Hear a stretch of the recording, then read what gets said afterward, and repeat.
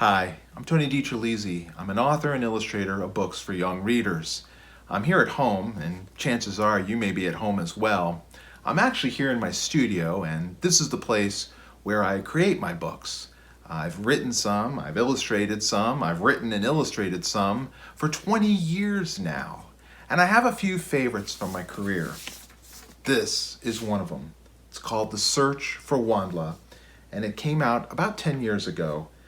It was inspired by old classics that I loved growing up with, like Alice's Adventures in Wonderland and The Wonderful Wizard of Oz. And I thought maybe I could read the first chapter for you today. It opens with a quote by Albert Einstein. It's a favorite quote of mine. If you want your children to be intelligent, read them fairy tales. If you want them to be more intelligent, read them more fairy tales. I love that.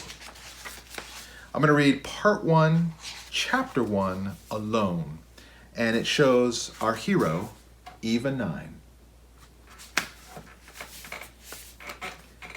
Eva Nine was dying. The tiny scarlet dots on her hand mirrored the glowering eyes of the snake that had just bitten her. Sitting down on the prickly ground of dead brown pine needles and small cones, she felt the curdled coil of nausea wind its way up her throat from her stomach. She dropped the sweaty handful of moss that she had scooped up from the forest floor. Kindling, her omnipod had instructed her earlier in its chirpy voice. Find a flammable substance, such as dry twigs or moss, to begin your fire. The large gathering of boulders Eva had found had seemed like the perfect place to make a shelter for the night, and the surrounding area was blanketed in ashen puff patches of reindeer moss.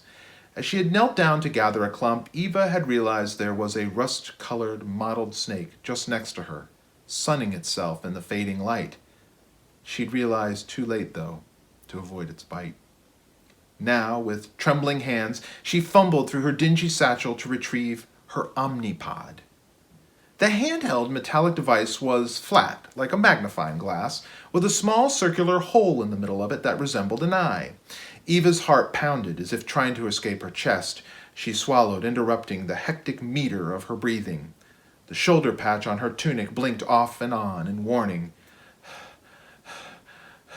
This is Eva Nine, she whispered into the omnipod. Initiate, I am... Eva closed her eyes and concentrated. She put the device to her forehead as if the omnipod would whisper to her brain the command she needed. Greetings, Eva Nine. How can I be of service? The device chirped. Her hand shook. I need you to initiate independent medical... Do you mean individual medical assistance? IMA for short, the omnipod corrected her. Yes, she answered, licking her dry lips and trying to hold her insides in. Is this an emergency? Yes, I need help right away, Eva yelled at the omnipod. What is the nature of your emergency? Snakebite, Eva said with a gulp. The nausea lurked just under her tongue, ready to leap out. Hold, please.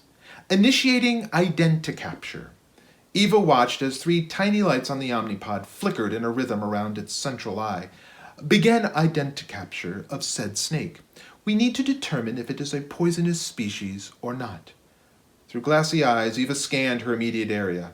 She could no longer focus on the terrain around her, let alone find a snake disguised as the forest floor. Her eyes rolled up into her head. Her breathing slowed. She let the omnipod slip from her fingers. Eva fell back like a slain giant, collapsing in a miniature forest of moss. She looked up at the fading light of the cobalt sky. Her omnipod lay alongside her as it repeated, Please begin identicapture. Please begin identicapture. Please begin. All Eva could do was whisper. Dead. I'm totally dead. A voice from the heavens echoed through the landscape. It was a kind and graceful voice, like the sort she'd heard coming from a beautiful woman in an old movie. Eva, Eva dear, please get up, the voice said. Just like an old moving picture, Eva could also hear the slightest bit of static hidden in the dulcet intonations. The pine trees seemed to whisper the girl's name as the cool of evening blew in. Somewhere in the distance, a whippoorwill beckoned the night. Eva cracked open her pale green eyes into little slits. Eva Nine, urged the voice, get up. The girl rolled onto her side. Lying on the forest floor, she examined the tuft of moss in her hand. She saw that the delicate network of stalks really did make it look like a shrunken tree, albeit a washed-out, lifeless one. How does such an insignificant plant survive in a big world, she wondered. What is its purpose? What is my purpose? Eva, please. I'm dead, Eva announced to the sky. Or couldn't you tell? I'm gone, deceased, no more, dead. She turned her attention back to the little moss tree and pouted. It's not like you have to worry about that, she muttered.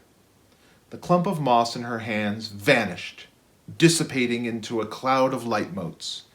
Eva curled up into a ball, shutting her eyes as the world around her also evaporated into nothingness, emptiness. The voice was right next to her now. Eva, what happened? Leave me alone, the ball replied. You were not paying attention, the voice said with a sigh. You had a 98% chance of discovering the snake. Had you done a simple life scan sweep, it was right there in plain view. Still curled in a ball, Eva said nothing. Of course, I have to mark you as a failure on this particular survival skill test. We shall try it again tomorrow. All right, said the voice. A warm hand brushed Eva's half-braided, dirty blonde hair. At last, Eva stood up.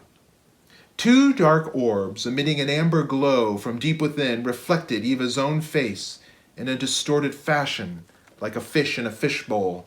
Large, automated eyelids clicked open and close in a lifelike manner.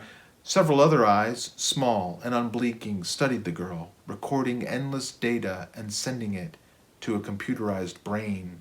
A brain that was contained in two metallic canisters mounted on the back of the head, the front of which displayed a mechanized silicone rubber face. What's going on with you, Eva? The automated lips mimed. This test should have been effortless for you to pass. Is everything all right?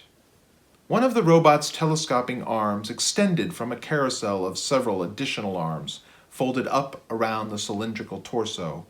4 wiry fingers, also tipped in silicone rubber, rubbed Eva's shoulders in a reassuring fashion. How is your concentration? The robot asked. I noticed you did not rest a full 10 hours last night, which indicates you may not have achieved enough REM sleep.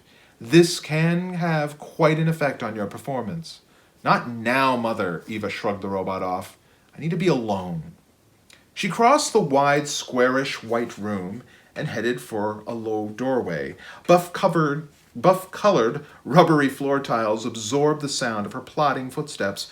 Though the chamber was only dimly lit, there was still enough light coming from the hollow projectors mounted around the ceiling to show that the room itself was empty of anything, except for the human girl and the pale blue robot. Eva sulked as she shuffled into the main hub of her living quarters. When the large doors to the holography chamber slid shut behind her, a pastoral scene was projected onto them in vivid detail. Cottony clouds drifted aimlessly across a brilliant azure sky over distant lavender mountains. This gave the effect that the entire hub was like a grand outdoor gazebo, displaying a magnificent vista in the round, though one projection was not working properly and flickered into a corresponding nighttime scene, ruining the illusion. Welcome back, Eva Nine. The intercom spoke in a relaxed tone. Its words reverberated throughout the octagonal chamber. How may I help you? Water trickled in a distant stream, and songbirds sang, filling the vestibule with the ambient sounds coinciding with the scenery. Hi. Please open the bedroom door, Sanctuary, Eva said, stomping across the hub towards the far window. Projected on it was a spectacular view of a misty waterfall cascading down from a colossal mountaintop. The cast image crackled when the girl passed through it, as through a holographic curtain into the open doors of her dimly lit bedroom. "Close doors, please." Eva flung her jack vest onto her medi-seat. She sat down on the edge of her foam bed and kicked off her sneak boots.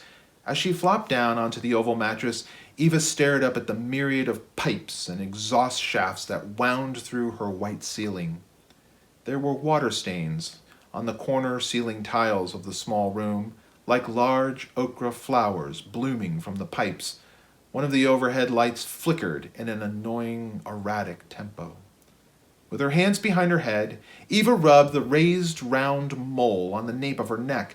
The warmth of her electric bed permeated through her tunic in a comfy sort of way. Her eyelids drooped as she had begun to doze off when her bedroom door slid back open. "Eva, you forgot your equipment satchel and Omnipod back at the hollow chamber," Mother said, rolling into her room, balanced on a single tread-worn wheel. "Honestly, dear, how do you expect to pass your training if you do not take care of your things?" "Mother!" Eva continued staring up at the stained ceiling, refusing to look Mother in the eye. "Just leave it. I'll put it away later." The robot picked Eva's dingy jack vest up from the chair. The discarded garment had been perfectly hidden among the stuffed toys, dirty clothes, and electropapers that were strewn about the room. "Put it away, as you have done with the rest of your belongings? I sometimes wonder why—" "Please, Mother! I just want to be alone for a while," Eva barked at the ceiling.